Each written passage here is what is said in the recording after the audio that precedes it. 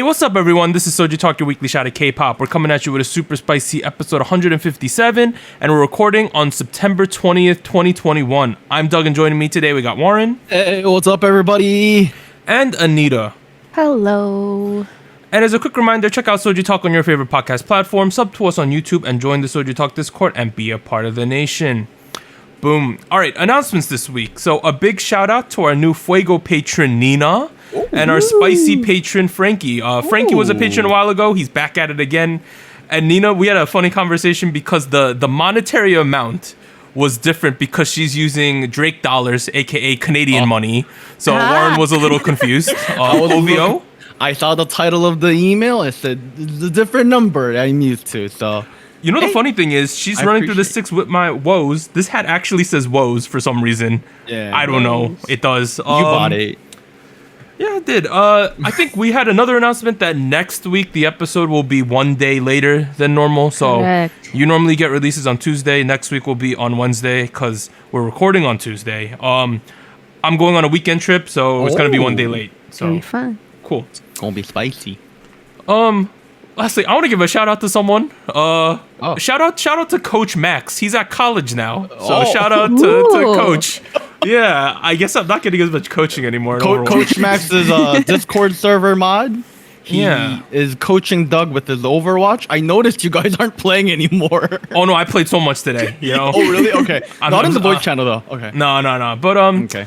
let's start with the episode. We're at part 1, SojuTalk episode 157. We're gonna discuss big new releases. We're gonna choose a spicy song king and hit you with the music show winners. Boom. The releases this week. There's 2 of them. Oh boy. The Not first that one many. is Mamamoo's Mumumumuch. So they are from RBW, debut 2014. Last 3 songs were Where Are We Now, Dinga, Wanna Be Myself. 42 music show wins. And this comes off of like a best of album for them. So not like a typical separate release. It's like a best of album, and it has this song Mumumumuch on it. Okay. A best of album. Is it a best track? Okay. Let's just throw this out there. Okay. This track is aight. Like, no, I think everyone. This is the general feeling I've been getting from people on the Discord. Everyone's like, "This is all right," but it's nothing like to blow your socks off or anything like that. And I kind of agree. It's Yeah. essentially the Mamamoo version, their iteration of like the Kiss Me More, Doja Cat, easy disco, easy listening, slow tempo driving. I'm driving really, I'm driving like 60 miles per hour kind of music, not 80 miles per hour. Like I feel like we've gotten a lot of this summer. Stuff like Doug, you mentioned The Weeknd by Taeyeon. No, Weekend by Taeyeon, not The Weekend. Oh, is that- Weekend. okay, well, you get the Yeah. idea. We've had a lot of these tracks. And I feel like that's Doug just left. I feel like the timing isn't great. I'm not gonna lie. Doug, I said the timing is not really great. Do you agree with that? I think seasonally, it's a bit late. Right. It's fall. It's early fall. I'm wearing a cardigan. Like Doug's wearing a beige hat. That's a fall season kind of vibe. I always wear a beige hat. Like Shut up. 40% Listen to of what the I'm saying. episodes. You're a fall person right now. Autumn. Okay. And yeah, that in that aspect, the song does feel summery, and even the music video, right? Like I feel like they were trying to bring out the vibrant blue tones and whatnot, which is like very summery, not really autumny. I felt cold though. A lot of the lighting was a little cold. Oh, okay. It's very just like It's very blue. That's why. airy and dreamlike. They got the purple Yes. edited mountains behind them. Yeah. Did you guys like that? The purple mountain? No, I thought it was a little weird. I was too I was like really distracted by that, to be honest. I'm not gonna lie. You could tell too easily that they were photoshopped in. And I was like, I like the green mountains too. Those are kind of real. They don't need editing. Yeah, like some things about the song. Moonbyo singing. I like when that happens. 'cause That she was doesn't nice. Typically, I do like that. that better than the rapping. I'm not. I gonna lie. thought Hwasa fit this song the best. Her voice tone, because she kind of does that like whispery type singing sometimes, and I think it fit this well. It's not like the performance was bad, because they all sing well. We know this. It's established Mamamoo are good singers. It's just like this song is just more of the same of what we've been hearing from other people, right? It's nothing too like. Nothing to okay, that was a little weird. Nothing to make you super excited. It's a weird noise. I shouldn't have acknowledged it, but Oh man. yeah. Look, here's the thing, right? Yeah. I feel like the song is not bad. It's not. Right. It's not bad. No, it's nah. And actually, like, this is one of the personally, my narrative with Mamamoo has always been that they're too much. They're over the top with their singing. They're capable of it, but they flaunt it a little too much. Has been my overall feeling towards them. And this works. This genre, the style of music, works perfectly with that. I think it's a great combination. I think that works really well. You know, I think this could have been easily very boring, and then there was a little spice because they were, you know, flexing a little bit with their vocals. And that's nice. It's just the problem is we've had like tens of these tracks over the past couple months.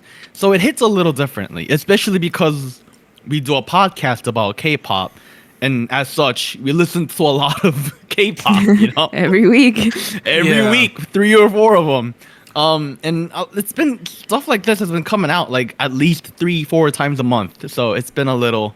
The members of the Discord also kind of agreed with us. So we have a song called Song Polls where people get to give their reactions to songs. It got like 0 spices, 5 fires, 10 thumbs up, 6 meh faces, 1 thumbs down. That's about how I feel. Like it's just a thumbs up, you know. Yeah. It's good. good. It's good, but nothing to write home about for sure. Anita, you got any closing thoughts about this one? No, I mean, I pretty much agree. I feel like I probably like the song a little bit more than both of you. I don't know. I don't mind that they are going with this sound, even though we have heard it before. Like we have heard some iterations of this sound already earlier in the summer. I kind of like this from Mamamoo. I feel like recently I haven't been a huge fan of a lot of their releases, and I prefer this sound. I think it's very groovy but very breezy. There was this part in the music video, or no, in the song, where there's this sound where they're saying something in the lyrics, something beast. Oh yeah, right? I was like, was that there? Was that a mistake? Did they mean to record that? No, they were a beast. They were okay. They were adding in the Mamamoo cheese. You know what I mean? Yeah. Like, And I feel like that kind of made it like, okay, this is meant to be very fun, the choreo was very nice, nothing like super intense, and it fit the vibe of the song as well. So I don't know. I like that this is very easy listening, but still very groovy. So I don't know. I don't mind it. It's not amazing, but I don't let's mind put it this way. If they were the first person to do this, people would really like this song. But they're not, and that's the problem. Yeah. That's basically what it comes down to. Yeah. timing. Yeah. Mamamoo's an interesting group right now because, you know, best of album. That I wouldn't say that's the best sign ever. You know, people are very confused as to what's going to happen because Wheelin's contract's up in the air. Like, people... Oh, no, she signed with someone. Joined. Yeah, she's joined. So, Yeah. Wheelin's situation is a little uncertain, is the better way to put it, because she's at a different company. Right. We're going to have to see... Like, I would have considered this or Where Are We Now as, like, proper title tracks from them. So... We'll have to see what happens next, but I would definitely say, like, the Mamamoo, like, if they were a stock option, it's like plateauing a little right now. We don't know what's going on. A little bit of too much uncertainty right now, I would say. Does that mean you should buy it or you should sell it? I would say if you bought into it, you hold on, but you shouldn't buy more. That's what I would say. If they were Oh. selling it. That's a great way to look at it, I think. Yeah. No, right? Yeah. Yeah. So makes sense. I think it's very uncertain. But let's move on to something that wasn't uncertain. This song was ridiculous. So we have NCT 127 Sticker. So they are from SM debut 2016. The last 3 127 songs were Punch, Kick It, Superman. 13 music show wins so far. Superhuman. Oh, Superhuman? What did I say? Superman? Yeah. All right. Close enough. NCT 127 broke their own record with over 2.12 million pre-orders of their third album Sticker, and on the first day of release on Hanto, which means in hands of customers, they sold 760,000 copies on day one. Wow. Congrats, guys. That's wild. That's absolutely wild. It's ridiculous. Ridiculous numbers. There's only 3 groups that could pull that number right now. It's them, 17, BTS are the only 3 that could pull anything close to Wow, there. yeah. Currently active. This song, though, like the flute, that the thing over. Oh my! I can't. Okay, I can't overlook the flute. It was Okay, like okay. So you dislike the flute is what I'm getting at. it's like nails on a chalkboard, man, Okay. giving me a migraine. Wow, okay. I'm just not a fan. It ain't Lizzo's flute. I don't like. It's not a Lizzo flute. This is a synthetic, up in your face flute. I just don't like it. it's a very trappy flute. It is, yeah. It's like I'm gonna do hip hop music kind of flute. And you know, being the hip hop fan in the room here, I didn't dislike that part. Not gonna lie. Me neither. Although- Okay, I'm glad okay, you didn't all right. dislike it. Okay, I Don't want to. bully me. Holy. No, hold on. I did want to address the flute thing because one of Okay. the comments that I saw before I even listened to the song, right, was like, "Oh, the flute thing, like the off-tune flute," is what I kept reading, and I was like, "Oh my god, is this like that soundbite of like the Titanic theme song? My heart will go on." Like, is it that bad? that meme. That meme? You know, is it that bad? And then I listened to it and I was like, is it even off-tune? I don't think it is. And to make it real technical, it's on tune, but it's Right? detuned. There are different concepts. Look it up. Because I'm not gonna do a good job of explaining what it is, but it does sound like they were going a little experimental than they usually do with how the chords work, with how the keys Yeah, it's work. a little weird, but it's not off-tune, I didn't think, when I listened to it. No, I think the notes themselves kind of made sense. Although I will admit, if you didn't like it, found it painful, I definitely understand why. I Yeah, I can see totally that. understand why. And I think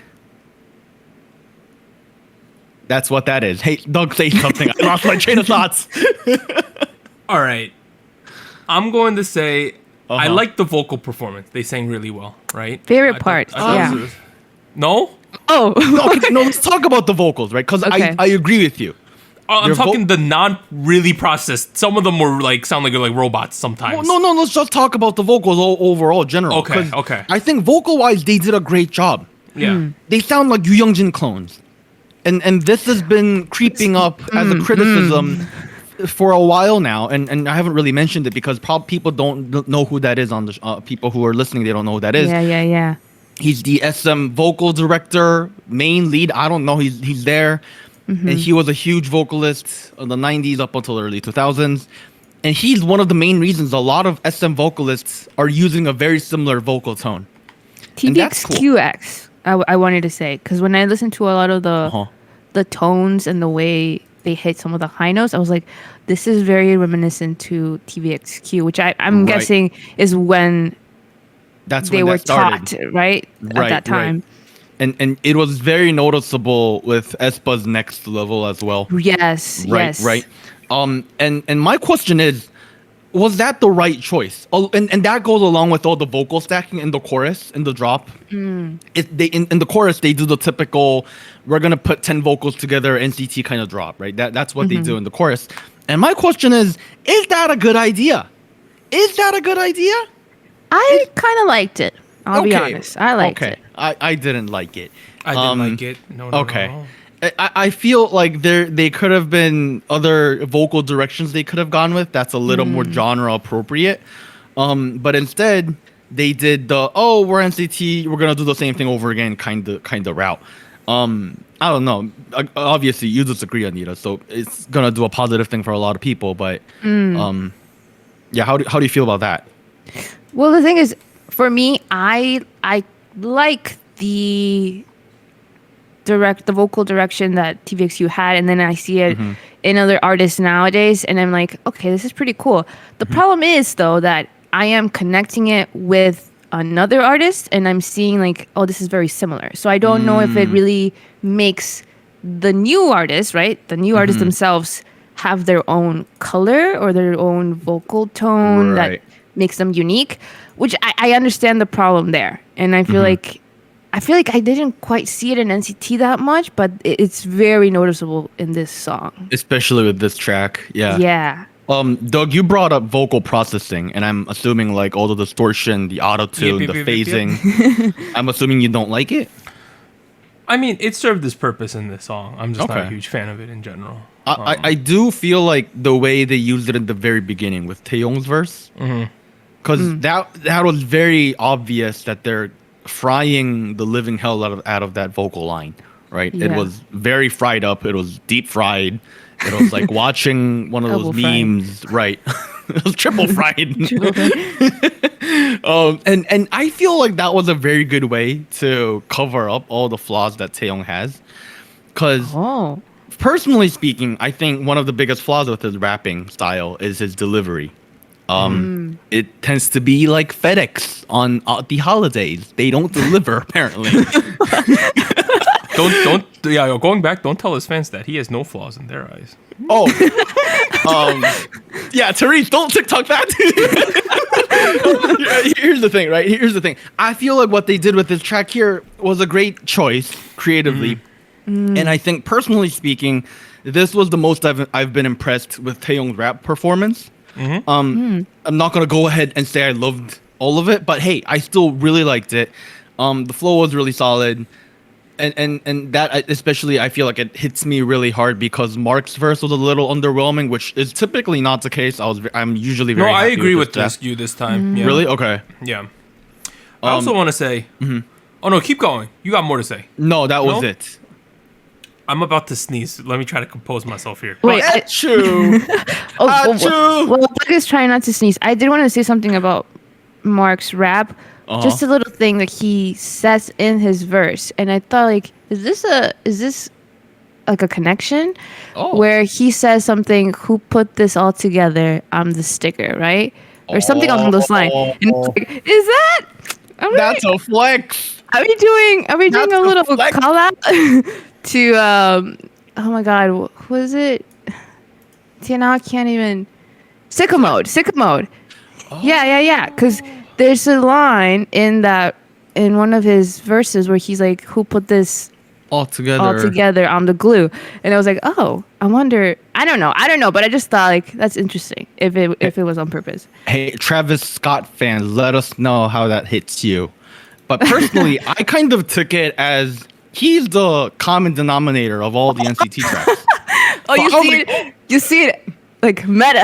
Oh, right. He was like, "Oh, like you are the sticker of NCT, right? Like you're the label of quality." I will admit though, they wrote their own verses for this. Taeyong wrote his own verse. Mark wrote his own verse. And that kind of hits me differently now, because Taeyong, turns out he's a lot more talented than I thought. Very impressed. Mark,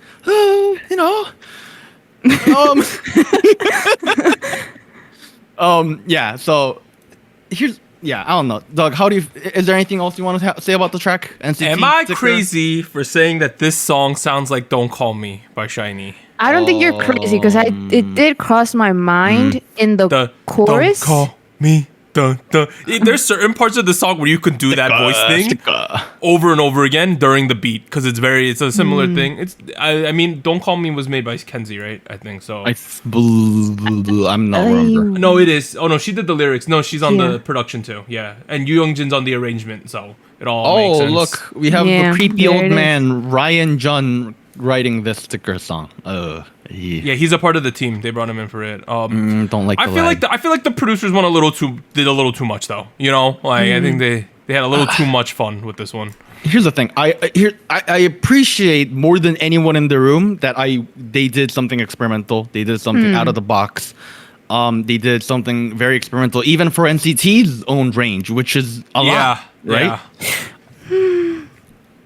And Anita apparently disagrees. How do you feel about that? But the thing. I mean, this, Right. Like, my experience listening to the song was very interesting because I read a lot of comments. Like I mentioned, I read a lot of comments before listening to the track, saying like, "Oh, this is very weird. This is very crazy. The flute is off tune, and like the flute is so bad." And I'm like, okay, this is not gonna be great. And I listened to it, and I thought like, okay, it's a little odd, but I don't think it's the craziest thing I've heard from NCT. Anita, I really don't think you're in the minority on this one for one. Yeah, I know definitely are.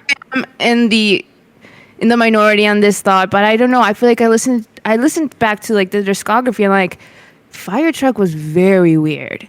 Cherry Bomb was very odd as well, like very experimental for them, and maybe it's because their discography has just grown now, but I just felt like it's not as weird. Both Fire Truck and Cherry Bomb, I feel like at the end of the day, arrangement-wise, things made sense. They were persuasive. They were, when you listen to them, yes, they're new, yes, they're different, but hey, it kind of makes sense. That was my overall takeaway with both of those tracks. This one, I feel like there was a lot of potential. There was a flower waiting to bloom, and it kind of didn't bloom. Someone just chopped it up into just bits and pieces. Because I feel like they could have done something more with the arrangement, and they stuck with doing something that feels a little more stale or kind of lazy. And I think a big part of that is the build-up. And I don't think a lot of people are focusing on that. I don't know the pre-chorus. Yeah, the whole there's orchestral staccato sounds, bum bum bum bum, right? That thing, and that was that. I don't know. That felt so cheap. That sounded so cheap. I was like, guys, this is NCT. This is SM Entertainment. You guys should sound a lot better than the free orchestral plugins you see on SoundCloud. That's honestly. And that should be doing all the building upping, and that building upping doesn't happen. And the chorus, I feel like. Sure, I pooped on it a little bit with the vocal line, but it still should have worked. It still could have worked if the build-up properly led into it with a proper transition, which didn't happen because the staccato the build-up doesn't build up. It builds down, It's going down, downstairs. You don't want to go downstairs. The basement's a little creepy. There's monsters down there. You don't want to do that. Let me make a take to close us out. I have a take, not about this song. My take is that the Seventh Sense was their best song. And it's gone, and it's never reached the height since then. That's what I was saying. I still think that's their best song of all NCT stuff. Okay, I disagree. I think they have a lot of golden pieces in their discography. Personally, my favorite has been Cherry Bomb. Okay. Interesting. Regular is great too. Kick It was kind of fun too. Well, I mean, I like Kick It. I know you didn't as much, but I like Kick It. Let us know. Okay, how about in the comments or in the SojuTalk Talk channel? Let us know what is your favorite NCT song out of all of the millions of them. Yeah, let us know how you feel. Please send me an essay, 500 words. Please send it in on Canvas by Thursday, 7 p.m. Otherwise, you're gonna get an F. All right. Other big releases this week include Wonho's Blue. That's an interesting one. He has an American football theme going on. It's kind of weird. We have Ihai's Head, Shoulders, Knees, and Toes featuring Monstein. True X Johan with Eric Bellinger? I don't know who this is, to be honest. I think I know who it is. But they released a song called World Is One 2021. We have Stray Kids. They have two B-sides. The first one is Surfing, which is Eno, Changbin Felix. The second one is Gone Away, which is Han Sungmin I Am. And then we have Yukika's Loving You, and then Highlights Yosup released Brain. Okay, I got that. It's Eric Bellinger, not Belliner. I recognize him. Yeah, I spelled it wrong. That's why. I swear Bellinger. I knew what it was. I was like, what am I reading here? That makes so much more sense. It's not the guy with the G in his name. No, I missed the G and it confused me. Right. Well, I guess you're not very G. Okay. Okay. So we're now at Spice King. So we're going to talk about the Soju chart, evaluate the new songs, make a new chart. Songs that place number 1 will be the Spice King. And if you win 3 times, you're in the Hall of Spice. Soju chart from last week, episode 156, we had Stacy's Stereotype. Picked up double crowns last week, bringing it up to 3, putting them in the Hall of Spice. Yay. Second place was From Miss Nine's Talk and Talk. Third place was Purple Kiss a Zombie. The new candidates are Mamamoo's Mumumumuch and NCT 127's Sticker. All right, a lot of words. Stacy going into the hall ruined everything for me. You're number 1 in my heart. All of the Harold's homies, and I believe the 3 of us, it made it so difficult this week to make a Spice chart, right? Yeah.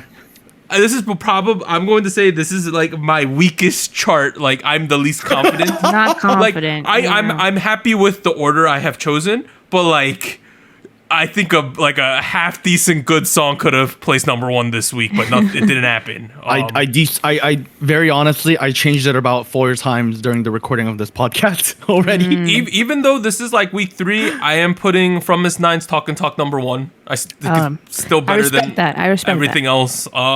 Word. Second place, I was a fan of the Purple Kiss Zombie song. I'm gonna put that in second. Oh, yes. And in third place, I'm gonna put the Mamamoo mumumumuch song because I like it out of the 2 that we had this week. You should go next, Warren. No. No. You don't do that. That's over. That era is over. Don't you try that again. Okay. I'll start from the top. I also placed From Miss 9 in first. Wow. Still like that song. And it's very catchy. I'm glad that they're winning for it. Very, very, very good song. Love the concept. Second, I put Mamamoo. Okay. Yeah. Did you? Yes, I did. I really feel like it's not something new, right? It's not a new sound, but I like that they did it. I'm glad that they tried it out. I'm glad that they didn't go in a different direction because I feel like it makes sense now, even if it's a little late in the summer. And I don't know. I think it was fun. Choreo was cute. And third, in a very unpopular opinion, I think, I'm going to place NCT's Sticker. I feel like for some reason, for me, the song doesn't sound as crazy as some people think it is. I do feel like it's not my favorite track. It's not my least favorite track either from their album. I feel like there's definitely a song that I thought was a lot worse than this. It's called Bring Out the Noise, Bring the Noise. Not a fan. But I think Sticker still has some very interesting stuff going on. The vocals I kind of like, even though they're a little not the typical NCT vocals, I think. So I'll place it in third. Here it is. That's my cue. It's me, Mr. LaCroix Man. It's my little fizzy chart of the week. I don't think it's anything crazy, not gonna lie. Zombie by Purple Kiss, I'm not gonna lie. It's been a surprising grower on me. Uh-huh. I went back, listened to it a bunch. And I was like, you know what? This isn't half bad. I could get behind the chorus a bit. That's why it's on fourth. It's not on the chart. I'm sorry, boys. Warren. Oh wait, okay, I know what's coming up. Yeah. Yeah. I mean, sorry, Anita, you shouldn't be sad of all people here. NCT 127, you know what? At the end of the day, I appreciate that they were trying to do something different. I appreciate where the sound went. I don't appreciate a lot of the arrangement choices or the production choices. Or the vocal direction choices for that matter. But at the end of the day, when I'm listening to the song, there are lots of it, a lot of parts of it where I'm like, okay, maybe this could have been better, but this is what we got. But you know what? Whatever. I like it more than Purple Kiss Zombie. I'm sorry. That's what it is. I'm not gonna try to make a logical argument there. Let's go next. Mamamoo with 하늘 땅 바다만큼 or mumumumuch. Look, I think it's one of my favorite Mamamoo songs of the recent couple of years. I haven't been very friendly with Mamamoo's tracks. But hey, you know what? This one's not too bad. It's going on first. Whoa! Oh, okay. Yeah. That leaves Fromis 9's Talk and Talk on second. Not gonna lie, I did put it on second, not instead of first, because you know what? It's been a good run. It's been a good run. It's been a while, that's true. Frankly, if we were having a good week, probably wouldn't be on the chart. Bro, it's only week 3. But you know, week 3 is it's a bit of a run for me. I ran 3 miles and I'm good, kind of run. Wait, so both of you had NCT in third? Interesting. Correct. Yeah. I didn't expect that. I didn't think either of you would have. You know, we were a Warren vote away from a double crown for Fromis. Because the homies had it in first place. So we could have sped run Hall of Spice both of those songs next week if like everything else was bad. Oh man. So the homies had Fromis 9 in first place with 42 points, which is a lot. Their second place song was Purple Kiss with 3 points. I mean, they were giving them 3 points. They had 30 points in the vote. Okay. Oh, And then okay, in okay. third place, they had Mamamoo with 15 points. Nice. The craziest Nice. thing, the fourth place song was Red Velvet's Queendom with 11. Still? I ain't gonna name names, but they got a first place vote and 2 second place votes from people. Wow. Also, I still see people voting for Odd Eye. People vote for Odd Eye. People vote for Red Velvet. I think Mal voted for a different From His 9 song. Like, not Talk and Talk. Like, I don't know what's going on these days. Man. Yeah, but the Queendom almost made it back in the third place. I don't know. All right, so Power. the grand total for what we're doing here is From His 9, first place this week with 18 points. Second place is Mamamoo with 10, and third place is Purple Kiss's Zombie with 6 points. So that I would is like the to- Soju chart this week. I would like to issue a formal apology to all the Flovers, all the From S9 fans. I am one of you, but apparently I have betrayed you today. Think about it like this: if you had given it a first place vote, right? Oh my god, why are We could have Holla spiced Stereotype and Talk and Talk in 4 weeks when it used to take 6 weeks to do that. That's crazy. Yes, Yeah, I understand, we could have but- sped run it. Why are you pointing that out? Are you trying to make me more in pain? That being said, actually, I'm gonna make a really funny take. Next week we have Uju Sonyo Cosmic Girls. ITZY gets 2 tries at this. Let's see if they have a shot next week. A-sides? Like Yeah, they're releasing two music videos with Really? like within like 4 days of each other. Maybe one of them will hit this time. you I know? hope so. You know what? I've been watching their teasers. No, the teaser's really good. The for this- teasers are really good. It's I'm pretty really good. excited. Whoa. I'm really Wait, excited. The teaser's pretty good. Also, the Uju Sonyo song, I think it's via Universe, but it's really good. Whatever they're releasing coming up. So, Oh. you know how Universe always has a space theme? Cosmic Ah, Girls, that's space perfect. theme. It's happening. So, Space Girls with Space Song. Ugh. yeah. And then, so we're finally though at show winners. Anita, hit us with them. Yes. So we have Imujin, Traffic Light. One more win on Ikigayo. So they have Keeps a total winning. of... Yeah, keeps winning. 3 total wins for them. And then we have Stacy, Stereotype. They won on the show for the first time ever, then show champion, and then M Countdown. So have 3 total wins so far. Big congrats to them. Wowza. And then we have Lisa with Lisa, won on Music Bank, her first solo win. So congrats to her. 2 total wins? I believe it was 1. Wait, is it 2? I think it's 2. I think Oh, she 2 won on now. 2 Maybe shows. 2. Two now. Yeah, she won Two? her first last week, didn't she? Am feel I like crazy? I No, remember. wait. Okay, let me look this up for the We sake we of... are checking. She has won sometime. No.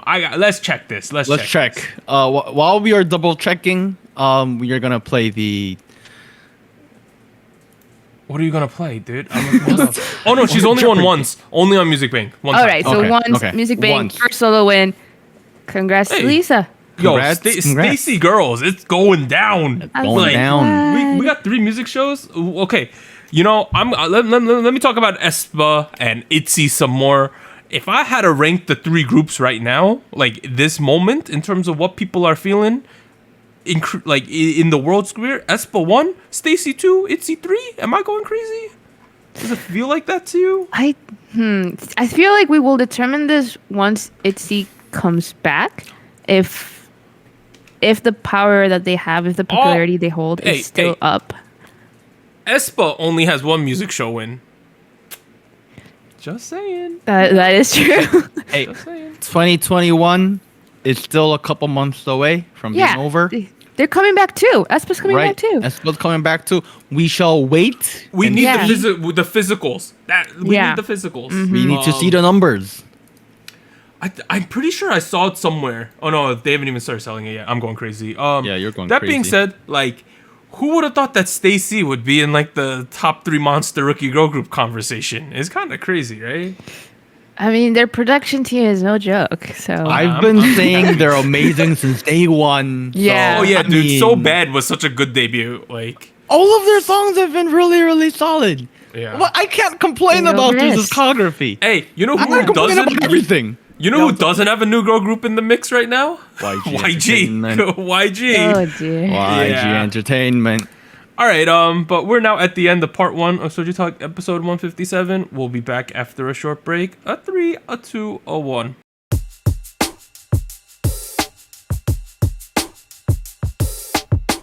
Hello, SojuTalk Nation. This is Anita here with a quick PSA. If you would like to support SojuTalk Kpop Podcast, please like, subscribe, or follow us on whatever platform you're using. And consider joining our Patreon at patreon.com/SojuTalk or donating to us at paypal.me/SojuTalk. On behalf of the crew and myself, thank you. Now back to our regularly scheduled episode.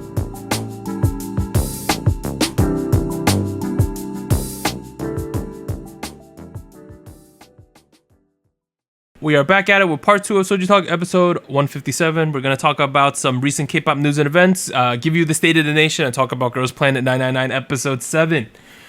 All right, another week with not a lot of news. And the crazy thing is we're in Chuseok week now, so we know we're not going to get a lot of news next week too. So that's true. we've had a major dearth of news the last 2 weeks. But Happy Chuseok, by the way, though. Yeah. Happy Chuseok. Last weekend. Hope it's been a good year for you and your family and your relatives and your friends. All right, And Santa. I hope it's a good for you as well. Thank you. All right, for coming to my first TED Talk. somewhat big news topic. Kakao Entertainment has announced a merger between Play M and Cre.ker into a new label. So the merger will be completed sometime in 2021, and artists from Play M include A-Pink, Victon, and Weekly, and then Cre.ker Entertainment is, of course, home to the boys. Kind of makes sense to me, I would say. Yeah. Yeah. In my head, it does make sense. I feel like it works out. I mean, Like- here's the thing. There's go too on. many. There's too many things under Kakao right now. I feel like They should got kind smushed of together. combine. Smush. Yeah. Like Play M, Cre.ker, two like second tier companies, but pretty big groups out of them, fusing them together. You know, kind of makes sense too. The boys, Victon, the music's like not been terribly dissimilar the last couple of years either from either of those groups. A-Pink kind of old now. Weekly's the up and coming rookie-ish group, so it does make sense to me. It's basically Kakao's consolidating its main K-pop entities into one thing, right? Makes sense. I wonder what the implications are, because like the boys are getting hype. And we had that poll last week Warren read off. Teenage kids like the boys. And Weekly. Weekly was also in that. Weekly's really popular too, Yeah. so you know it's kind of looking good for them. And Kakao's on the rise. I guess Kakao really wants to be like an active player in the game. Like they're trying to be big company number 5, but it's just not like it's not really there yet for them. You know? Really? I don't know. They have Yujaseok under their umbrella. True. But musically, like just pure music. Pure musically, I don't know. Yeah. Right? But Yeah. overall, in the media sphere, I think they have a decent pie. They have Starship under their thing too. Oh. Starship's pretty big, Right. if you ask me. True. You know? All right, Anita, hit us with the next one. Yes. So Lisa is now the best-selling female act in Korea during first week of release, according to the Hanteo chart. A total of 736,221 copies of Lisa were sold from September 10th to the 16th, surpassing Blackpink's The Album. Wow. Number 1. That's crazy. Wow. Yeah, her total is the 15th highest first week album sales in Hanteo history. And among all female artists, the top 3 spots are now Lisa, Blackpink, and Rosé. So their power, man. Look at that. Yeah. The physical sales are through the roof. And, you know, regardless of how you feel about La Lisa as a song or a music video, hey, fam, it sold 700,000 plus, so it's clearly doing something right there, which Yeah, is she's at least like getting the money. $10 million they just made in a week, right? I mean, I think it's fair to say the frustration that we expressed last week was primarily there because we want her success to be accompanied by good music as well, I agree. right? And that's for me at least, that's not the case so far. Yeah. So I'm There was a- happy about her success though. Anita, there was Yeah. another accolade this week for Lisa, Yeah, right? yeah. Well, I mean, along with that, the MV for the song broke the 24-hour world record for YouTube views for a solo artist. So she recorded 73.6 million views in a day, surpassing Taylor Swift's Me, who had 65 million. So, I mean, That's I kind of saw that coming. ridiculous. I kind of That's saw that coming, ridiculous. but it's still crazy to actually see the number. She's more one-day viral than T-Swizzle, more one-day viral than Ariana Grande, Like, Wow. Who are these people? How much albums are they selling? I don't know who they are. it's kind of nuts. They are so internationally successful now. It's a shame that they can't pair it with internationally good music. Yeah, I mean, I feel like I really like to hear this, right? Because I think it means that there's fans, there's people who want their music, right? Yeah. But it makes me feel like, does this just reassure the management that they can do anything? Like, it doesn't I even think have it to does. be great, I think it does. right? And I feel like it's a double-edged sword there. Like, But I yeah, wanted to do good, but also like, this is good for the genre though. We're selling all these albums. People are going nuts. People are really tuned into K-pop. It does have a trickle down effect to K-pop as a whole genre, because like someone who doesn't know Lisa, like they're like, hey, who's this girl y'all are watching? They watch it. They're like, Right. oh, she's K-pop? Blackpink. Let me watch them. You probably heard of Blackpink some more. And I think it's allowing a lot of people, because, you know, in the recommended things, there's probably Blackpink stuff, right? And if you keep Right. going down the Sure. rabbit hole, you hit other K-pop groups eventually. So that's how it starts. There are already people like that around us. Like, if I remember, like Up Down Quark, when we were doing this live stream, he mentioned that as well. He was like, Blackpink was my entry into K-pop, and I imagine in like 5 years we're gonna get like millions of those. That and like BTS and like Yeah, for sure. yeah, everyone's gonna be like, oh, my entryway to K-pop was Jenny's solo or something like that. I don't know. So That's crazy. There you go. Wow. all right, Warren, hit us with the last main topic. All right, we got a little bit of a world global politics over here again Ooh. with Mr. BTS. Mr. BTS sounds like it's one person. No, it's multiple people. BTS are going to accompany the South Korean president Moon Jae-in to the 76th UN General Assembly. Now, President Moon gifted each BTS member with a red diplomatic passport and a fountain pen to congratulate their efforts for enhancing the nation's global stature. The group is going to attend the SDG Sustainable Development Goals moment on September 20th, where they will deliver a speech and a showcase of stages through an online platform. So Yeah, so that's the been today. speeches are up online right now. There's a really interesting version of Permission to Dance. Like, they're Oh. in the UN hall doing it. And they come outside and they're all over Wow. the UN campus, which is in Manhattan. It's like, you're like, they're doing it there. Like, it's really Wow. strange. Yeah, I was like, I can't believe they're allowed to do this. You know, like, I thought that the UN was really strict and serious. You gotta wear a No. suit. No, they're doing Permission to Dance in like the main room. in like the promotion outfits. No, they're in suits, I believe, if I remember. Like, Anita, it'd be disrespectful if they weren't in their suits. yeah, let me check it out. Yeah, UN man. performance. Yeah, no, they're in like suits. They're in formal wear, but they're dancing through the UN hallways and auditoriums Oh, and wow. in the like Wow. the grassy area outside. Wow. The nuts. whole world is their stage, apparently. They don't Yeah. need permission to dance anywhere. Also, those diplomatic passports. It means they don't have to really go through immigration anymore. Right. The Wow. immigration process is incredibly short if you do that. Yeah. They're like, oh, So it's cool. like, you're BTS. It's Come in. basically like Korea's like, hey, whatever country BTS wants to go in, we've already screened them. They're good. They're great. Just let them We through. can vouch for them. Mm. We vouch Right. for them. That's at the Oh. level that they're at now. And that's not like a thing where people get because they're popular or because like they're like, you know, like liked. Like the soccer players didn't get it. This is because there's like a political meaning behind it, and they're playing a role in global politics. So that's really cool. K-pop Yeah. means Wow, something yeah. apparently to the world. That's really dope. Hey man, as someone who hates immigration lines going through and flying internationally, this seems so nice to get, right? Like, whew. Yeah. You want me to hit the other news? I'll do it. So, Yeah. Mystic Story finally announced their first girl group, and it is reportedly confirmed for November. The group will have 6 members. I don't really know these kids all that well, but there are 3 supposedly notable kids. The first one is Kim Soo-hyun, who was in a group called 18. There's Moon Soo-ah, who was on Unpretty Rap Star 2. I sort of remember her. And I didn't realize she's Astro Moonbin's sister. So that's Oh, something. yeah. And then Okay. there's a Japanese girl called Fukutomi Suki, and she is a pop teen model, which is a really famous fashion magazine That for is. teens in Wow. Japan. Wow. So those are the first 3 members. I guess that one produced girl, Mew, who was one. Didn't one girl go to that Mystic or something?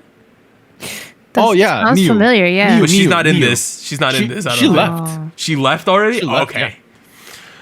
The next one, Rose and CL made appearances at the 2021 Met Gala, becoming the first female K-pop artist to attend the event. So there was a lot of press coverage about this one. Rose went as a brand ambassador for Saint Laurent, so people were kind of ragging on her attire a little bit because she had previously worn that dress, and then that dress was already used in a photo shoot for I forgot which actress in America. Yeah. Zendaya. Oh yeah, it was her. So like people were like, she's reusing a dress. Why can't Saint Laurent just give her a new dress? Yeah, and then CL's thing was she was wearing something that was made out of denim, and it was some kind of nod to Korean culture using American materials or something like that. But the thing is, she was wearing these bottoms that made it look like it was a diaper, in my opinion. I don't know. They kind of looked like tidy whities to me. Okay, people were saying tidy whities or diaper was what I was hearing. I feel like it makes sense if it was meant to look like that because the jean material is like the pants, right? Yeah. Right? So I don't know. I kind of get it. Oh, okay. You know what I mean? So basically, you're saying CL's taking off her pants in the middle of the Met Gala is what you're saying. Well, I mean, that's kind of the visual representation, but I mean, it looked cool. I thought her outfit was cool. I liked her makeup better than Rose's makeup. The eye makeup for Rose was kind of weird. I thought, yeah. I don't know anything about makeup, but other people were saying the same thing, so that probably means something. I don't know. That being said, it's cool that we got more K-pop exposure there because Met Gala is one of those places to be daring with your fashion choices. True. I liked Billie Eilish's outfit. If any of you saw that, I thought she looked really nice there. I liked Kim Kardashian's outfit. Oh my god. There were some weird ones, right? Yeah. She was wearing like a full body black condom or something, and I was like, "What are you doing?" Yeah. I don't know. It was kind of weird. Let's move on. All right. Let's see. So, due to increased scrutiny from the government over platform companies, Naver and Kakao have put a brakes on a potential merger or acquisition and investments, including the acquisition of SM. So, it was like, I tried to read into this, but it seems like the government is saying if you buy SM, it's probably detrimental to your own company and SM, so they don't want them to do it. Oh, okay. So they're under some scrutiny in that regard where people don't want them to buy it because they think they don't know what they're doing somehow. I don't know. But That it will affect they're the under market? pressure from various entities, inclowing the government. Maybe it's a monopoly type thing too. Who knows? But- Right. It seems like it's a mixture of we're worried about monopolization. We're worried about what happens when the bubble pops kind of deal. Yeah. Because their stocks are on the rise. It's going up a lot. And it's gonna come down at some point, and that's not gonna be good. Yeah, if both of them come down. You know. And Korea's a weird. They have a weird financial situation where these massive companies control a lot of the GDP. So if any of these companies do bad, Korea as a whole does bad. So it's very linked. It's not like in the US where like, let's say Elon Musk's mess something up, Tesla loses money. It's not like the US is really suffering. Everyone's just like, LOL, Tesla, right? But in Korea, if like a big company like Lotte has does something terrible and the stock plummets, they lose a lot of GDP. Or whenever the Samsung dudes get thrown in jail again, the GDP goes down. So it's kind of linked in that regard. Yeah, think about it this way. You guys have the Fortune 500. We have the Fortune 5. Exactly. So, yeah. All right. Lastly, we got two last ones. The first one, former BAP member Bang Young-guk has started his own one-man agency called Consent. He is expected to return soon with a solo comeback. BAP was always one of these groups that when they came out, they were all blonde, really hyped up. Young-guk had that really deep voice. Everyone was like, this is so cool. They're the next group. But then it just never popped off. And then BTS got big, which was sort of in their, like, we'll call it like debuting class of groups. And BAP just kind of fizzled out because they had really bad management behind them as well. So I remember people used to compare BAP and BTS and Block B a lot because they all began with B. They were all very blonde and they wore a lot of black clothes and they were very hip hoppy and there were a lot of rappers and that thing. That Warrior song was really good. Like that they first was had. a nice debut. Everyone liked that one, but they always had a rabbit for some reason. It was like their mascot. Yeah, I don't know. That was a thing. I mean, they were under TS Entertainment, and that's a terrible company. That's nice. What a joke. Lastly, some oofs. So September 19th, Dreamcatcher's Gayeon and Astro's Jinjin were both confirmed with COVID-19. COVID is still a thing. Be safe, everyone. Yeah. Some announced comebacks. Jo Yuri with Ooh. Lee Seok-kun. I'm not really sure who that is, but they are releasing something September 23rd. So Jo Yuri's getting some music. Isn't Isakun the guy who was a mentor on Produce 48? Is that him? Oh. Wait, no, that's not him. No. But hey, No. he's a part. He's in SG Wannabe, so expect a ballad. Yeah, and then Day 6's Dawn is releasing stuff on September 27th. Ooh. CL September. Did I say December? September 29. Woods October 5th. GOT7's Youngjae October 5th. In Hypin October 12th. Golden Child October, and then Super Junior DNE something for their 10th year anniversary as a duo October. Oh. Okay. 10 years So, already?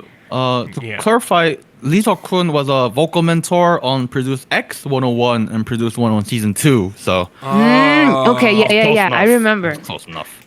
It's gonna be a great ballad. You can, Oh, that guy. Yeah. Yeah. Okay, that makes total sense now. He's the other guy who sings really well and wears glasses. Yeah. All right, State of the Nation. Let me pop open something real quick. Oh, No. We lost the soldier, guys. I have become the LaCroix disciple lately. Oh my god. Warren told me to Could you? try some last week. I ordered a variety pack from Costco. nice. It came with I think 12 limes or something, and then 6 of the grapefruit and 6 lemon. All the flavors are good. It basically tastes like Sprite with no sugar. Is essentially what it tastes There like. you go. You worded No. it perfectly. Here's the thing. I understand if you don't like it. You've had one go with it. Perfectly understand. I know. I perfectly Completely understand. If you tried it once and didn't like it, fair. However, try it again. It's just non-sugar Sprite. That's all it is, right? At least Right. the lemon and lime ones are. No, all of them also. Here's the thing, and Mal, I think Mal on the server was like, "Oh, this reminds me of when I'm at the theater, and they ran out of flavoring, so it just tastes like carbonated water." I get that, but it tastes better than that. Here's the Does thing. it? Here's the thing. Because I used to dislike carbonated water. My mom's she's a big Perrier person. That's who she is. Okay. That's also another brand of carbonated water, if you're wondering, which is also nice. Comes in a little green bottle like soju. And she used to drink it a lot, and I was like, I'm curious, I want to try it. And I tried it, and I was like, oh, this is awful. I'm not gonna ever drink it ever again. And I was a little kid. That didn't know any better. I was. Those days are behind me. I have matured. My IQ is higher. What are you calling me then? IQ is higher. I'm not saying anything. I'm just calling myself. That does not apply to you or the listeners. I'm just saying, LaCroix has improved my life. It's pretty good. I kind of fell off my diet a little because summer's working difficult, so I got work long hours, can't eat as well. This is a good substitute for everything else I want to drink. There you go. All it has is spark carbonated water and naturally essenced, whatever the hell that means. That's all that's in here. Here's the thing: if you want to understand the hype, but you still think straight LaCroix or carbonated water is trash, It's good. I invite you to try no. some of the beginner steps of carbonated water, such as Spindrift. They're still fairly tasty. I recommend the raspberry flavor. The lemon one's kind of good too. Why are you trying to convert people? The pineapple's really good too. Hey, I'm a Very sweet. believer. I drank the Kool-Aid. I drink the LaCroix. I drink the LaCroix. I have one more thing I want to talk about. We have something on our server now called Dubs Only, right? It's I that? noticed that. What's that? Dubs Only is not a team. It's a way of life. It's a new lifestyle what is called this? Dubs Only. So Okay. by dub we mean a W, which means you're winning, right? So okay. it stems from we've been playing Overwatch, as many of you we've mentioned a couple times, but we have something so it's teams of 6, right? When we have enough people playing it on our server, we have 6 stacks, which means 6 people from the SojuTalk Nation. We play together. Okay. We started winning some games, and we just now, whenever we win, started yelling dubs only, which means we're only winning. It is now a way of life that we've extended past this past Overwatch. You should live your lifestyle dubs only. When something bad happens to you, you gain some experience from it. Dubs only. That's you true. know? That's true. It might have been bad, but you got a dub there. You got experience. You're in a bad relationship. You break up. You learn from that relationship. Dubs only. Everything was. Wow. It's a new lifestyle that we're promoting now on the server. Man. I like it. You're starting to sound like Gwyneth Paltrow over here. It's a positivity mentor over here. We started saying it so much that we have to hold it back. Now in Overwatch, only when we get 3 wins in a row is it considered dubs only, because we were saying it like we lost like 5 games in a row. We were still saying dubs only, and we were like, I don't know if this fits. So now when we get 3 wins in a row, we start yelling dubs only. So it sounds like you're a cult. That's what. Yeah, we're a cult. We're a cult Okay, of dubs okay. only. I'm glad you realize. Yeah, so that's been a thing. What about you guys? I got a haircut a couple weeks ago. Okay. Yeah, Nice. yeah. You probably can't tell because I get a haircut pretty often, like once a month or so. And I was like, I want to try something different. I want to keep the part, I want to keep the part. I want to keep it separated. I think it's kind of complimentary to my face a little bit, which is very round. My face is very circular. He has Not a big round head. I have a very big round head. Big round I'm head. not gonna lie. Yeah. Here's the thing. My mom, straight up, like when I was growing up, like like when people go up on skyscrapers, observatories, they look down. They're like, oh, we're so high up. My mom was like, don't do that, Warren. I was like, why? Well, everyone else is doing it, and she'd be like, your head is heavier than the other kids. Your head is. You're a top heavy child. I don't know. And like as a little kid, I used to love like baseball hats. Like, at one point, I was wearing so many hats. Like my basketball teacher was like, "Here's like 3 hats I don't wear. You should wear them." And I was like, "Bet, thank you so much. I love it." And those are adult size hats. Notice how the teacher, who's like a fully grown adult, he gave it to me, and it was like a perfect fit. And I was in 5th and 6th grade at that point. And now I'm the fully grown adult. And now most hats don't fit me. There are about 3 hats I wear on this podcast. There's a blue one, there's a beige one, and then there's a black one. All of them are big.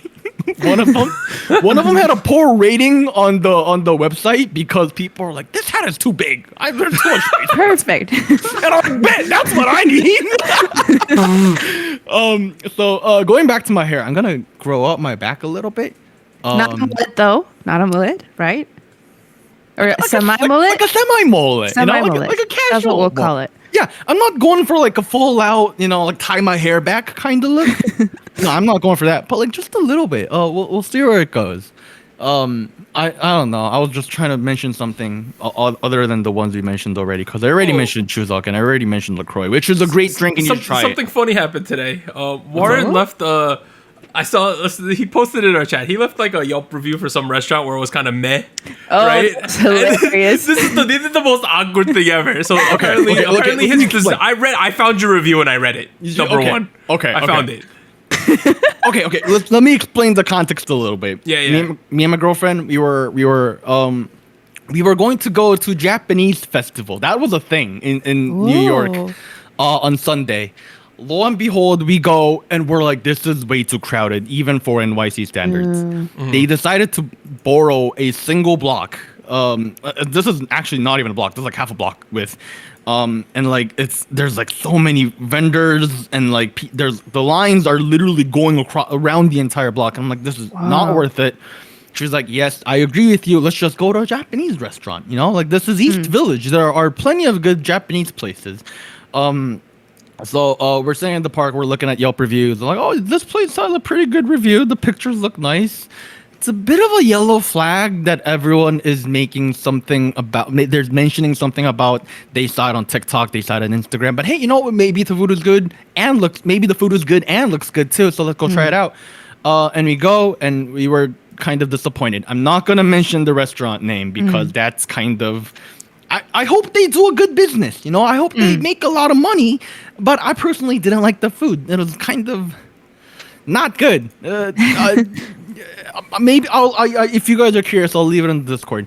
But at the end of the day, I left a poor review. I gave it 2 stars, which isn't the worst thing in the world.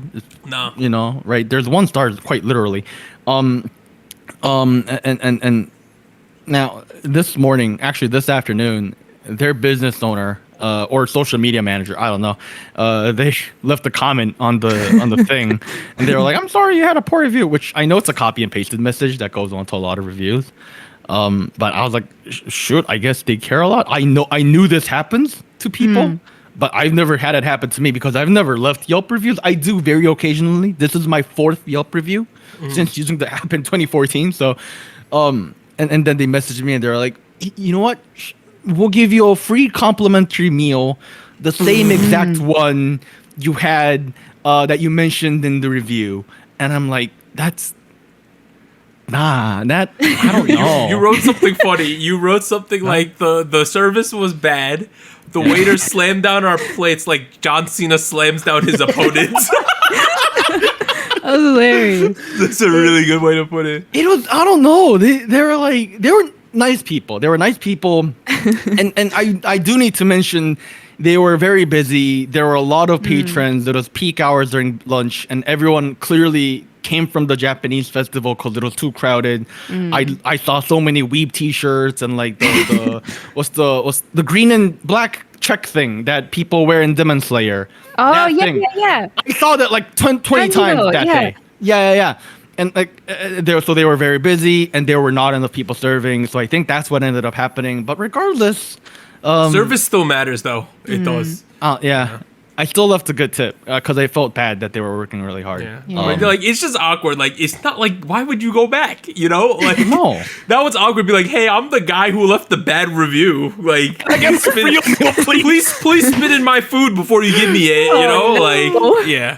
Here's the I don't thing. know. It's New York. There's a lot of good ramen places. This one had good reviews on Yelp, but I don't know. Guess turns out don't trust Yelp next time. Apparently, Ippudo's good. Ivan Robin's good. Ippudo's good. Yeah. There's a lot of good. Terakawa is really good too. That I used to live around there. Is that doxing myself? I don't live there anymore, so too bad. No. I used to live around there. That place is good. All right, Anita, you got anything? Have you done anything? Nothing much. Oh, I'll mention it again. I keep mentioning this What's up? webtoon, but the title is long. After School Lessons for Unripe Apples. Is it popping off Oh, yet, that one. Anita? Popping, and it's popping because I am reading ahead. I've earned coins, and I have the latest chapter, but it's getting good. So if you're interested in a good one, check it out. How many eps are there? We're not very far. It started pretty. Not too long there's ago. 33 in Korean is what I'm reading. Oh no, we're like at 15. Okay. I want to say. Oh somewhere wait. around there. Can I mention one more thing? Yeah. Sure. I might be guesting on a Rocket Punch podcast. Oh yeah. Oh, yeah, yeah, you that mentioned happened. it. Did I mention it on the show? I don't think I did. Oh no, not on the Okay. show. Well, it probably might happen. They reached out to me on Twitter, and I was like, "Bet, I'm excited. Let's go, guys!" Catchy stuff. Yes. Oh man, haven't done that in a while, especially not in this show. So I'm gonna drop SojuTalk and go join them. Girls Planet 999. We had a lot of contestants this week. How do you guys feel about them? There was 7 performances of 7 various performances. degrees of goodness, I would say. Various degrees of goodness. The first one was a poem titled "You," which was a vocal performance with 3 people. Three Yeah. people were Choi Ye-young, Hwang Jin-chao, and Sakura Miyu. And I thought that Ye-young hard carried this. Like she did a really good job, right? Yeah. She's done very well over the last 2 rounds, but she is really unnotable out of the Korean contestants, right? She has been like slowly getting traction with the Korean fandoms. You see a small group of people that are very excited about her and nobody else because she doesn't get a lot of exposure. But I hope this does her a lot of favor because that was great. That was really nice. Good. I thought that, okay, so Hwang Jin-chao, right? Yeah. She sort of reminds me of a Haewon or Minju when they were on 48, where she's a visual, but the skills aren't 100% there yet. Yeah. I feel No, like agree. I see that, but I also feel like at least in this performance, I wasn't aware that her vocal tone or like her vocal skill was at this level. I guess I had lower expectations, and I was actually pleasantly surprised. I thought She was okay. She messed up some notes though. You She know, did, she did. It she was definitely not messed up some notes. perfect, but I thought the song fit her very well. Like I thought it complemented her vocal tone, so I was like, oh. Yeah, and Hwang Jin-chao, like the Chinese group isn't the most crazy group right now. I'm pretty sure she's on the top like 5 or 6 in that, so she's relatively safe. I know she's a little popular with some of the Koreans. I'm personally voting for her every time I vote. Nice. Okay. Go Hwang Jin-chao. All right, next one, Mafia in the Morning, which was a vocal performance with 3 people. This had a pretty stacked lineup, so it had Cherry Bullets, Jiwon, Fu Yaning, and Mashiro. The judges liked it a lot more than I did. Same. Same. Like, okay. It's tough, right? They did the best that they could with the song they were given, Exactly. right? Yeah. Like, It's I just a thought rough the song. 3 kids individually did very well with what they had. Like, I thought Mashiro did well, Jiwon did well. Honestly, I thought the standout was Fu Yaning. She's been surprising me. But that being said, the rock concept was fine. It's just like the song's not very good. Like, It is not. It's not. I do think it was a little distracting for me to pay attention and make a good evaluation on I liked it or disliked it because a lot of my opinions were focused on yeah, the chorus Oh, act. no. right? Like, I don't know. I feel at this point I kind of feel bad for ragging on the song. But well, I- that's what it is. here's a take I've been making lately What's up? about Fu Yaning. If Fu Yaning didn't have a bad edit episode 1, had no like weird past where she had to apologize for things, or politics weren't involved, she would be top 9 right now. I think it's very possible. Yeah. Yeah. Right? That's If she possible. didn't come with all this baggage, she has good visuals. Her singing is always good because she sings lower than most of the girls on the show.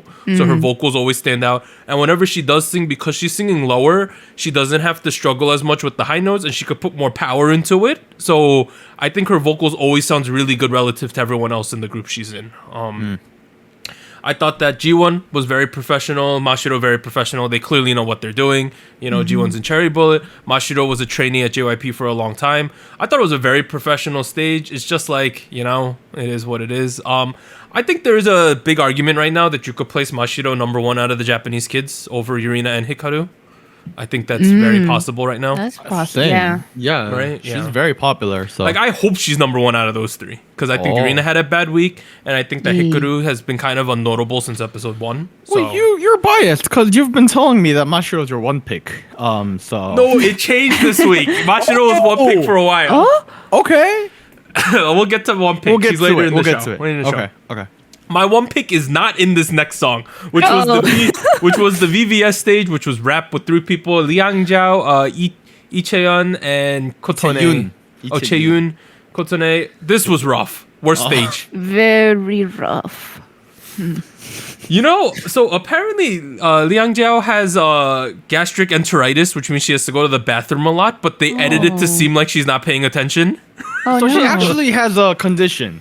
That's what her sister was saying in the honor of like equivalent of a V Live in Aw. China. Oh my. Well, Mnet. I don't know how much of that is true, but that's what people were saying. That being said, it was a rough stage. I think the Kotone girl did the best. I agree. The breathing control on the Chaeyoon girl, it always sounded like she was out of breath. Okay. And then Liang Jiao was just not very good. Personally speaking, looking at the lyrics and looking at what Yang Jiao was saying, I couldn't sync up the syllables, which usually is a bad sign in rap, Yeah. where rhythm is everything, and I'm not sure where they have disappeared into. Now, like you mentioned, I think Chaeyoon's had an interesting performance. I've seen her sing. Yeah. She's able to control her voice. She was like out of breath the whole time. Okay, here's the thing. Here's what I saw, right? I've done this. I used to be a SoundCloud rapper. That is my past. That is who I am. If you look hard, you'll find it. You'll see music videos of me rapping. And that means I've dealt with people who are rapping for the first time because it used to be a school organization in college. I've seen people rap for the first time. I've seen people write lyrics for the first time. And there's a common denominator with a lot of these people, and they start putting on a rapper voice. They're like, oh, rappers sound strong, so like, like that kind of deal. I think that's 100% what happened with her. If she hadn't done that, that would have been a lot better, personally speaking. I don't know. Kotone, I think, was very solid. I was fairly She was definitely the impressed. best out of the three. Yeah. Right, It was right. just it was very rough as a performance, but also very rough to see as they did the training montage because there was so much like disconnect between those So three. awkward. So Yeah, and I awkward. feel like it never got resolved in the edited version, right? And what we saw in the episode. Nothing So- got resolved. Nothing You know what? got You know what the resolved. craziest thing is? This stage was better than I thought it was going to be. Like I thought it was going to be worse than this. I guess my Yeah, expectations guess were so. so low. It's just not great though. The next one was like, it was the Maisi stage. Vocal, 6 people. Jiyoon, Chaehyun, Rhoda, Jujin, Shana are all in this group. This was a Jiyoon high note part from a legendary stage, I thought. Like, it is such a shame that she didn't hit the note. Like, I mean, yeah, everything else about it, I really enjoyed though. I do Yeah. want to admit, like, I'm looking at your notes with all these names: Chaehyun, Rhoda, or Shizuin, and then Shana, which all of them, I think they had very distinctly nice voices. Yeah. And they were very good too. So I agree with you. It was a very big shame that Jiyoon kind of fell apart at that point. But Well, I was gonna say because I feel like I remember watching the previous episode and then this one, and I was actually surprised that. So the storyline for this group, right, was that Shana was having trouble, right? Like she was Right. the one struggling, and the focus was on her. And I feel like I kind of thought Jiyoon didn't really have that high note. she in was the a little bag. bit off key, I thought, Yeah, last like- week too.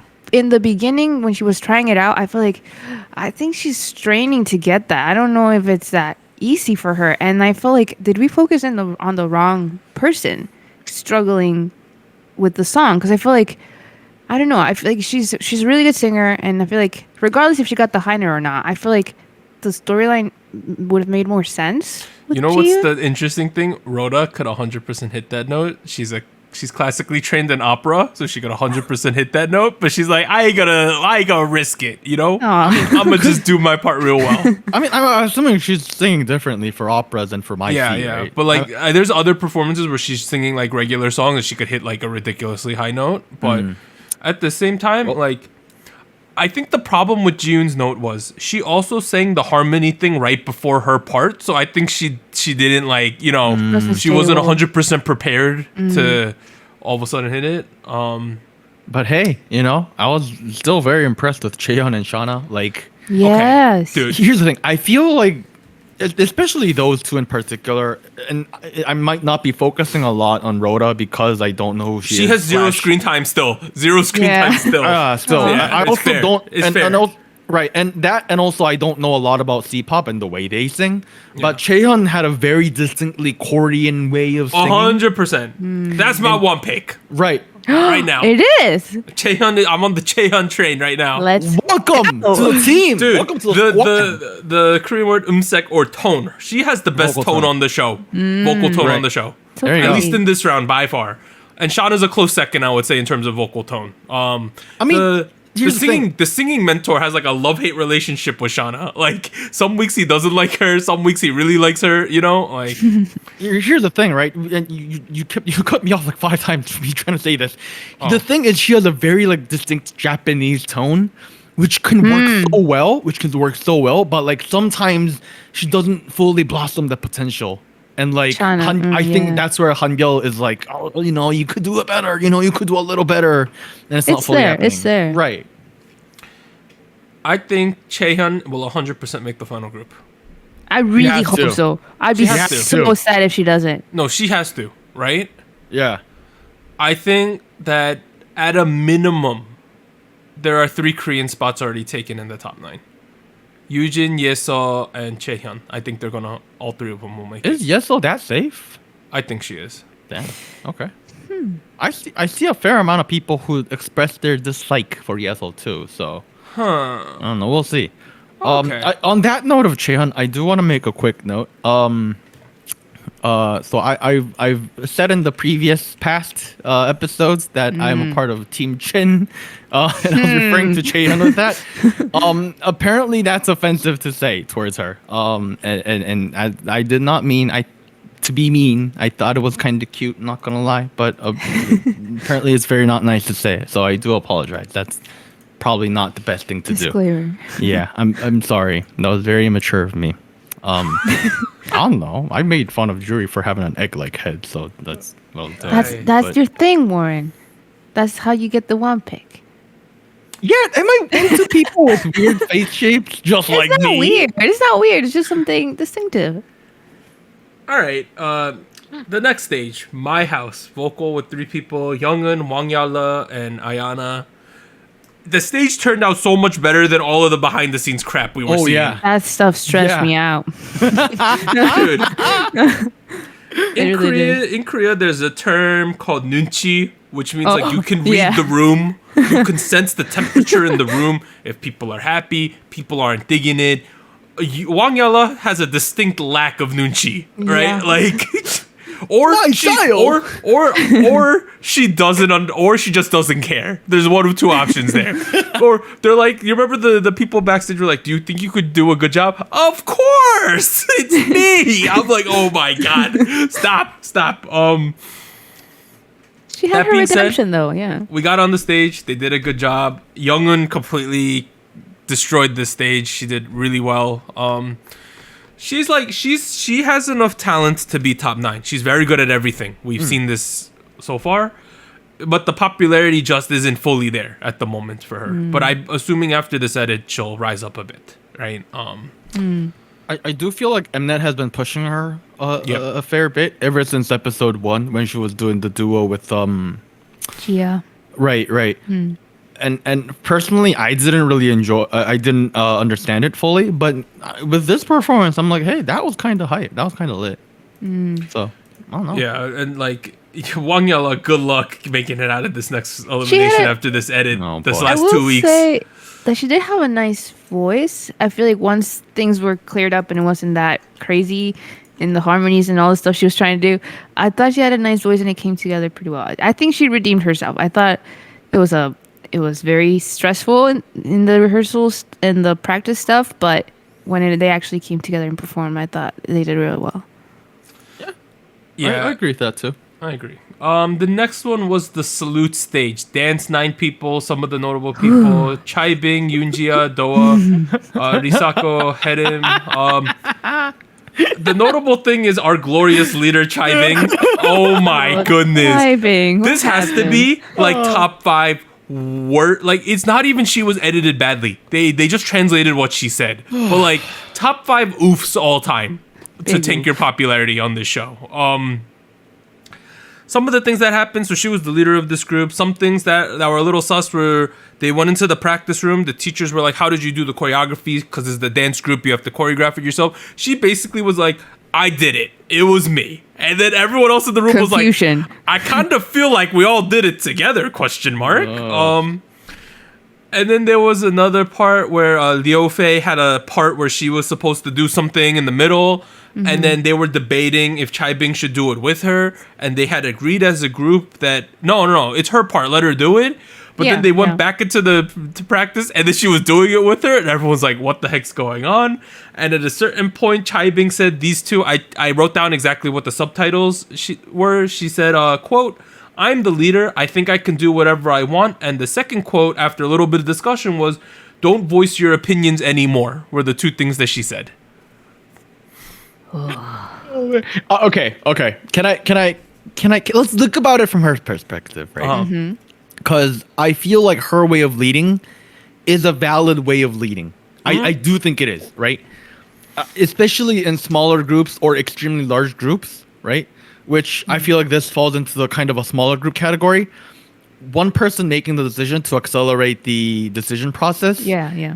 sometimes does make sense However, it needs to be persuasive, and you need to have a good sense of credibility with the people in your team, both of which she lacks. People in the team clearly don't trust her as a leader, and she's not giving off a good authoritative figure either. Which typically glorious leaders, they're glorious. She wasn't very glorious. That's the thing. That being said, like I thought Yoonjia delivered once again. That girl is really good at K-pop. Great performance. Right. Okay. Really Yeah. No, good there. good.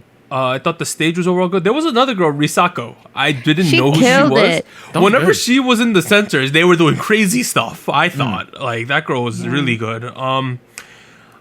I think that despite the leadership problems, they ended up with one of the best stages of the entire round. Oh yeah. I think it was the 100%. best one. Now that I think about it, for sure. I It remember was like, just good.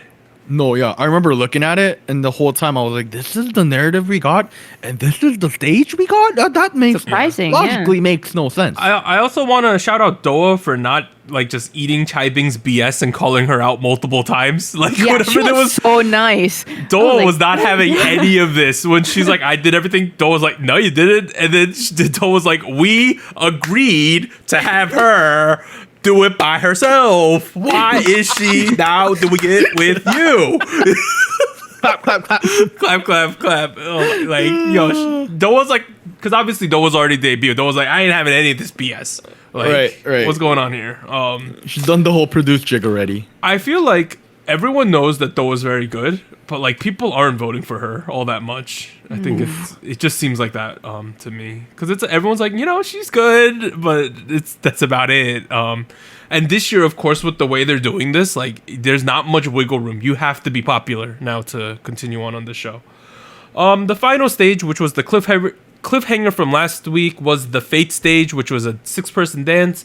The members were Suruchi, Shanjiating, Yujin, Yeso, Mei, and Moana, who was kind of like the lonely one out because she's like, I had to search for her name because she got absolutely zero screen time. And she's the least notable among 4 to 5 very popular kids on the show. I thought it was a good stage. Other people don't agree. Warren didn't think so. Hey.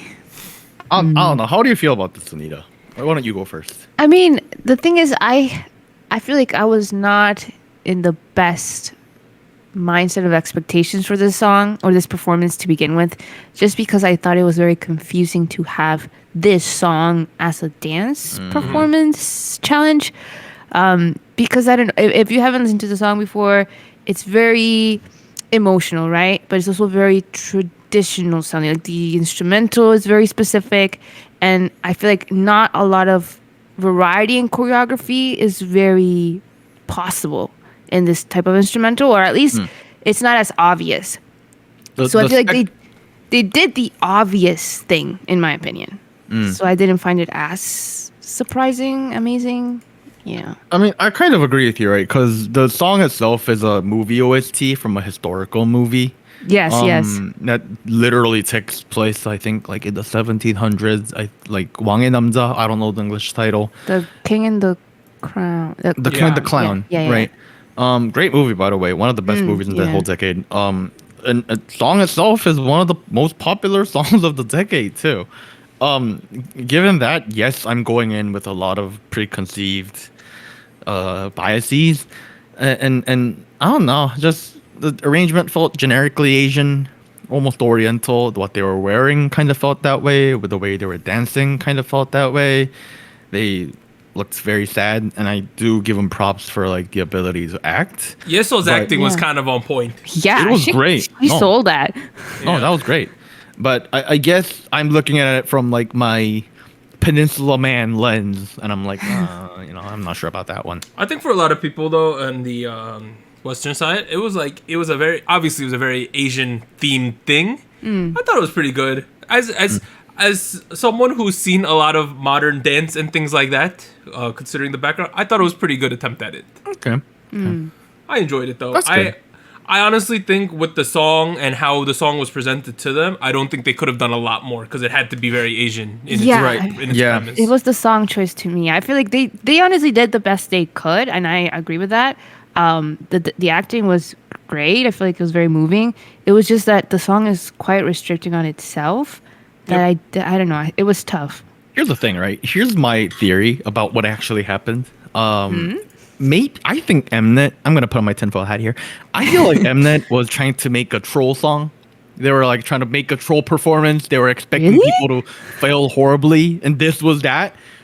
Except people were actually good went to this performance, so it turned out pretty Interesting. decently. You know, like I think they were expecting people to not go to this song, and they were probably hoping like The top contestant went. Right. I bet they were surprised that like, oh, Xiaoting, Yujin, Yeso, Ruchi, like they like I bet they were surprised.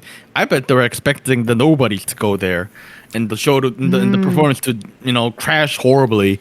But They did. It turned really out- didn't. No, it didn't at all. I think that's a big part of it is because people who are very talented went. I wish It they turned had out sang really well. live for this one because a lot of the pre-recorded vocals were very good on this too. So, but it's a studio version, so you can't really tell. They've all been auto-tuned.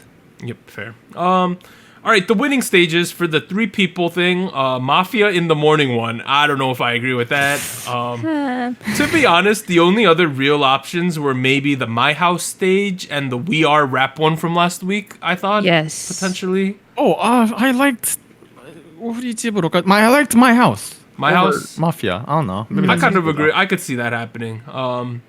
Yeah, none of them were like. I thought, yeah, My House is probably the best out of those 3. Yeah. Yeah, I mean the narrative was awful, but the result was great. Oh, Next we had the 6-member stage.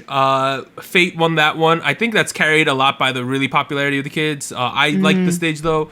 The 2 other stages I thought could have won it were.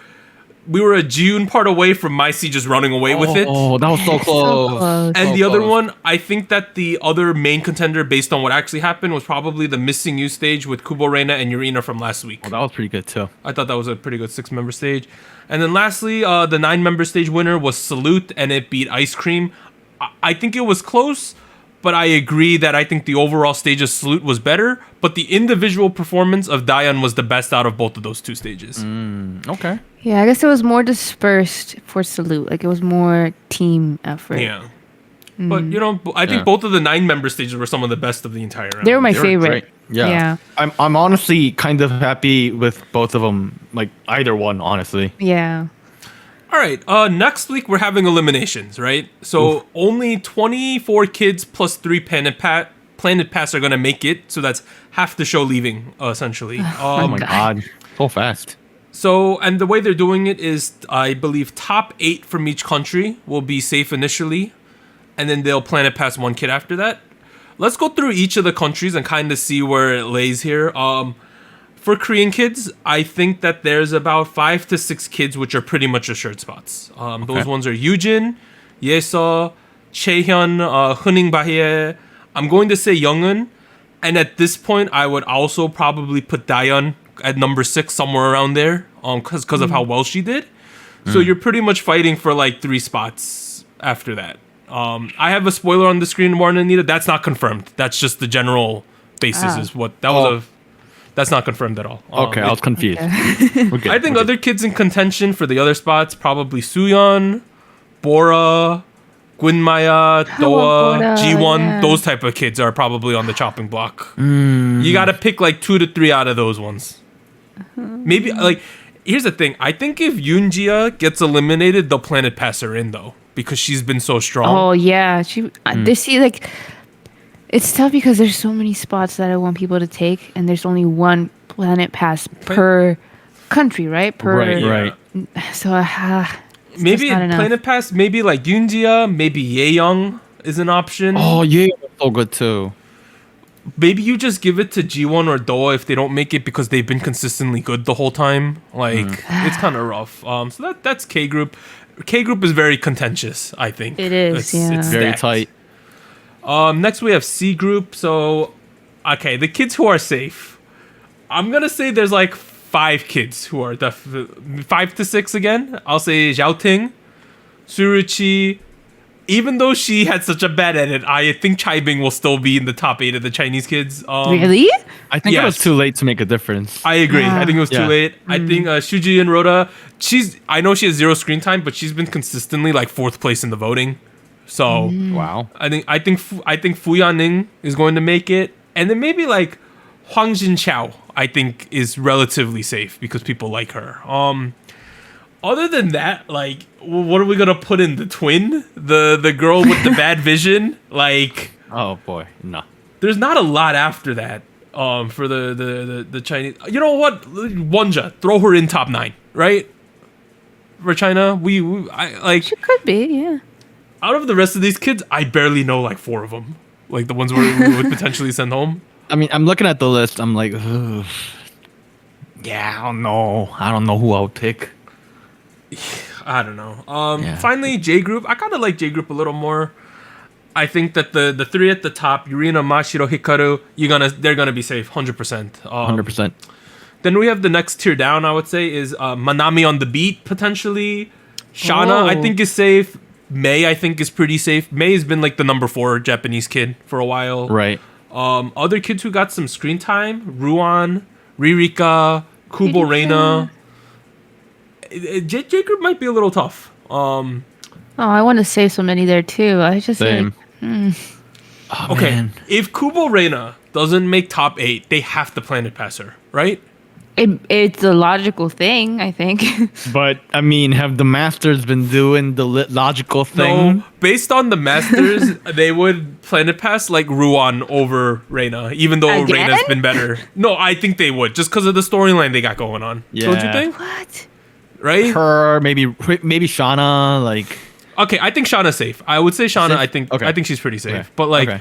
if it came down to Ruan and Reina, they might just give it to Ruan just because of the Planet Pass storyline. Well, I hope it doesn't come to that.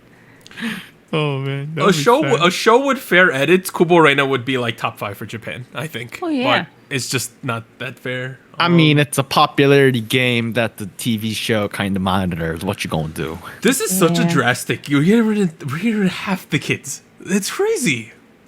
Yeah, If I you- feel like Yeah. it wasn't this tight for Produce 48 or They X101. typically go like 100 to like 65 Right. to like 36 to 20-ish, and then that's the 20, finale, yeah. right? They 20, do the finale. right, We're right. already at 24. You could do the finale with just 24. Yeah. I don't know. Are they gonna cut to like 16 or 18 again? Huh? Before the finale, there might be another elimination. I guess right, because the way they've done it at the final stage, they have a little less than double of the final group. So like it's been Right. 20, I think. The numbers are It's been like 20 or 24 typically. right. So this season, maybe they're going for 16 or 15. Oh, you know, 18? we have to have a number 18. divisible by 3. It's 18. 18. Watch it be 15. Oh my god. Oh Dude, they can't cut. They're cutting way too many too early, I think. I don't know. I've noticed that overall the show is not as popular as previous seasons of Produce. That's a ongoing thing. It's been overshadowed by the Thursday show, which is a straight woman dance fighter. I fighter started dance. watching that. Koreans love that show. It's Yeah. hype. It's intense. Oh my god. I don't Anita, watch now it you and know there's what I memes mean, about right? it. It's like Yeah. there's a term in Korea called sen onnis, which means strong older sisters. Yeah, There's a yeah. lot of them on this show. Like So many. All of them. all of them. They got tattoos. They were Beef? aggressive. They have beef. They dance very aggressively. It's a fun show though. The clips great are. But that being said, the clips for both that show and Girls Planet 99, the clips are doing really well though. Like but not the viewership of the show itself. So who knows what's going on? It's all over my Mnet. My Instagram explore Yeah. page. So that's gotta mean something, right? Also, Show Me the Money's beginning in 2 weeks, and it's the time slot right after Girls Planet 999. Isn't so. Song Mino's in the producers, right? He's a producer with Gray. I can go through the lineup real quick if you're interested. I'm interested. Yeah, so this is the 10th season, goddamn, of Show Me the Money. We have Team Gray and Minnow. We have Team Zion T and Slum, which was a producer for a lot of the tracks on the last season for Zion T and Gary Boy. We have Team Gecko and Code Kunst. Oh. Great duo. Code Kunst is a great producer. And we have Team Yumta and Toil, which I assume is going to be the meme duo of the show. Mr. Yumta buzzcut guy. Sounds like he's in the 20s. Looks like he's in his Hey. 50s. Well, yeah, I saw a preview. They did the auditions during COVID, so they have like the plexiglass screens up in front of each of the person. It's kind of weird looking. To be honest, that doesn't help because the air particles can just travel over. But Right. you know, you do what you do, I guess. I guess it's okay. I guess it's a little better because when you're like rapping, like you're kind of spitting a little bit. I get why they're doing it, but like in a functional sense, it doesn't actually help all that much. It looks good for network television. It looks like Fair. they're trying to Okay. It do is. something. Yeah, Ghost Oh, Planet man. 999. I think this coming week. They're also like in the preview. They showed some of the new songs that are gonna happen or something. On Yeah, the show. the original songs. A lot of them sound pretty good. Additionally, in the audition, I keep saying additionally in the preview, they said like unlimited kids can join each song for some reason. I think it means that there's no restrictions in the makeup of the team. I think. Yeah, so there's no restrictions in the makeup of the team, and you know they probably make them choose the songs, and then they have the elimination, and they always have to do a reshuffle. You know, Ah, that's the worst part. that's probably going to happen again. But last time in Produce 48, what's the stage you like? I Am Warren like that one, you know. And then I was all about the yeah. rumor stage back in the day, so Oh, I mean, I was big on I Am because I wondered. There was an egg wrapping in that stage. yeah. Yeah, so that's Ghost Planet 999. Next week, there's some music coming out. Thursday, Cosmic Girls, Uju Sonyo, I believe it's Your Universe. We have Usung from The Rose, Joy Yuri featuring Isakun. On Friday, we have the first of the ITZY songs, and we have that Coldplay and BTS song. Oh yeah. Saturday, we have Victon's Hansei, and then Monday, we have the second ITZY song, Shiny's Key, AB6, and Day 6's Dawn. So a lot of stuff going on. Oh, there's a lot of great tracks. This has been SojuTalk, your weekly shot of K-pop. I am Doug, and I'd like to thank Warren and Nita for joining me. We'll see you guys next time. Bye, everyone. Drink LaCroix. Bye. No. LaCroix. Special shoutouts to our Fiesta patrons: Based, Mina, Shadow, Delmonic, Ellie, Jedi, Goku Mama, Jacob, Liam's Games and Toys, Luke Daniels, Malfiar, NJ Parks. Tier, thank you for joining SojuTalk, your weekly shot of K-pop. And special thanks to our Discord server mods: Jacob, K Music Erday, Koala, Malfiar, Max, No Bias Luna, Tuggles, and Wolf297.